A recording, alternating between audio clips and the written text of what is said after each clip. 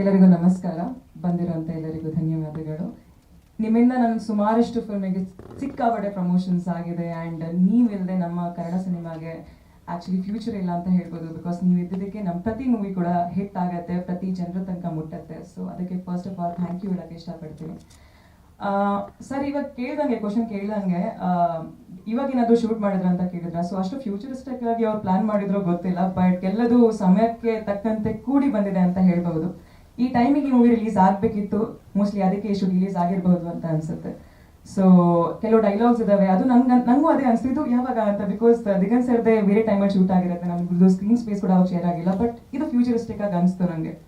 ಸಹಜವಾಗಿ ನನಗೆ ತಂಡ ಜೊತೆ ಆಕ್ಟ್ ಮಾಡ್ತಿರ್ಬೇಕಿದ್ರೆ, ಇಲ್ಲ ನಂದು ಕೆಲಸ ಮಾಡ್ತಿರ್ಬೇಕಿದ್ರೆ ಅಲ್ಲಿ ನಂಗೆ ತುಂಬಾ ಖುಷಿಯಾಗಿದ್ದೇನು ಅಂದ್ರೆ ಒಂದ್ ಒಳ್ಳೆ ವಾತಾವರಣ, ತುಂಬಾ ಚೆನ್ನಾಗಿ ಟ್ರೀಟ್ ಮಾಡ್ತಿದ್ರು. ಅಂಡ್ ಶೂಟ್ ಮಾಡ್ತಿರೋ ರೀತಿ ಕೂಡ ಕ್ರಿಸ್ಪ್ ಆಗಿ ತುಂಬಾ ಬೇಗ, ಅಂದ್ರೆ ಸ್ವಲ್ಪ ಹೋಮ್ವರ್ಕ್ ಮಾಡ್ಕೊಂಡು ಡೈಲಾಗ್ ಪ್ರಾಕ್ಟೀಸ್ ಮಾಡ್ಕೊಂಡು ಅದಾದ್ಮೇಲೆ ನಾವು ಹೋಗಿ ಪರ್ಫಾರ್ಮ್ ಮಾಡ್ತಿದ್ದೆ. ಸ್ಪೆಷಲಿ ನನಗೆಲ್ಲರಿಗಿಂತ ಇಂಪಾರ್ಟೆಂಟ್ ಆಗಿ ನಾನು ಮೂವಿ ಒಪ್ಕೊಂಡಿದ್ದೇನು ಅಂದ್ರೆ, ಫಸ್ಟ್ ಆಫ್ ಆಲ್ ಅಫ್ಕೋರ್ಸ್ ಕತೆ ತುಂಬಾ ಚೆನ್ನಾಗಿದೆ. ಅಂಡ್ ನನಗೆ ಒಂದು ಚಿಕ್ಕ ವಯಸ್ಸಿನ ಒಂದು ಡ್ರೀಮ್ ಇತ್ತು, ದಿಗಂತ್ ಸರ್ ಜೊತೆ ಆಕ್ಟ್ ಮಾಡಬೇಕು ಅಂತ. So it was a fan moment ನನಗೆ, ಸ್ಪೆಷಲಿ ಒಂದು ಸಾಂಗ್ ಶೂಟ್ ಮಾಡಬೇಕಿದ್ರೆ. ಸುಮಾರಷ್ಟು ಜಾಗದಲ್ಲಿ ನಾನು ಕೇಳಿದ್ದಾರೆ ನನ್ನ ಆಕ್ಚುಲಿ ಚೈಲ್ಡ್ಹುಡ್ ಕ್ರಶ್ ಯಾರಾಗಿದ್ರು ಅಂದ್ರೆ, ಇದೆಲ್ಲ ಕೇಳಿದಾಗ ಸಿನಿಮಾ ಜಗತ್ತಲ್ಲಿ ಆಕ್ಚುಲಿ ದಿಗಂತರ್ ಆಗಿದ್ರು. ಅವ್ರಿಗೆ ನಾನು ಹೇಳಿದ್ದೀನಿ ಕೂಡ ಒಂದು ಸಾಂಗ್ ಅಲ್ಲಿ ಅಲ್ವಾ ಶೂಟ್ ಮಾಡ್ತಿರ್ಬೇಕಿದ್ರೆ. ಸೊ ಅವಾಗಲೇ ನಾನು ಹೇಳಿದ್ದೆ, sir it's like a dream come true for me, ನಿಮ್ ಜೊತೆ ಡ್ಯಾನ್ಸ್ ಮಾಡ್ತಿರೋದು, ಆ ಸಾಂಗ್ ಅಲ್ಲಿ ರೊಮ್ಯಾನ್ಸ್ ಮಾಡ್ತಿರ್ಬೇಕು.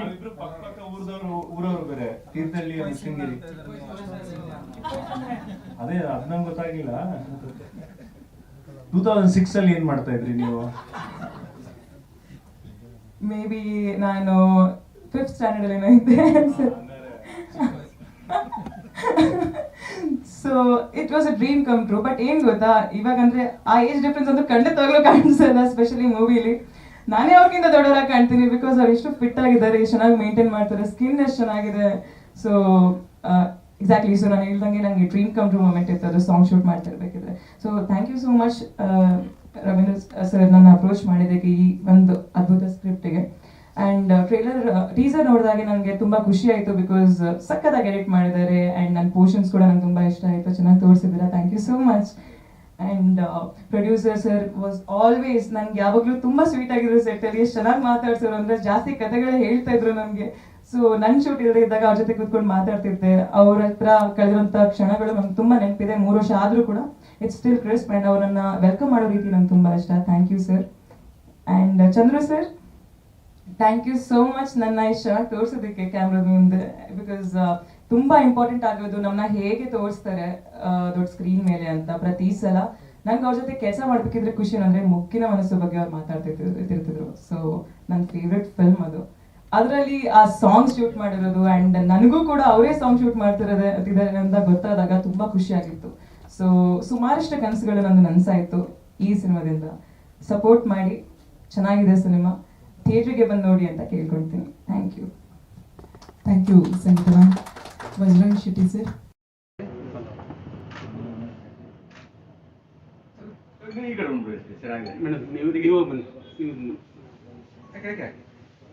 ಒಂದೇ ನಿಮಿಷ ಇರಿ ಮೇಡಮ್, ಅವರಲ್ಲಿ ಇವರು ಹೇಳಿ. ಡೈರೆಕ್ಟರ್ ಬನ್ನಿ.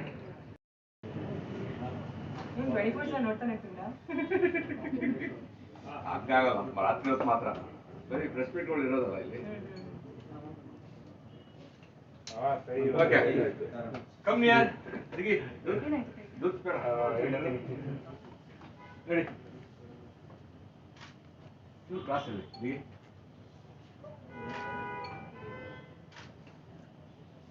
ನಮ್ಮ ಎವರ್ ಗ್ರೀನ್ ದುಡ್ಡು ಬೇಡ, ಕಲರ್ ಚೇಂಜ್ ಆಗಲ್ಲ. 24 ರೆಡಿ ಬನ್ನೋದು ಜನ ಕರೀಲ ಅಂದಿ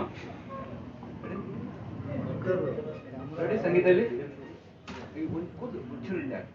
ಹಾಂ ಕಾಣಲಿ, ಆಮೇಲೆ ಚೂರು ಇದ್ರೆ ಹಾಂ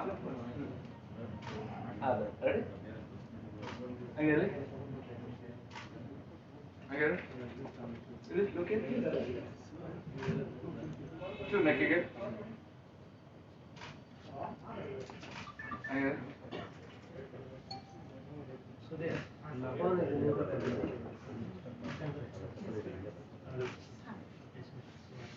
ಅದೇ ಬಿಸಿಲು ಏನಾದ್ರು ಇದ್ರೆ ಟ್ಯಾನ್ ಆಗ್ತಿದೆ.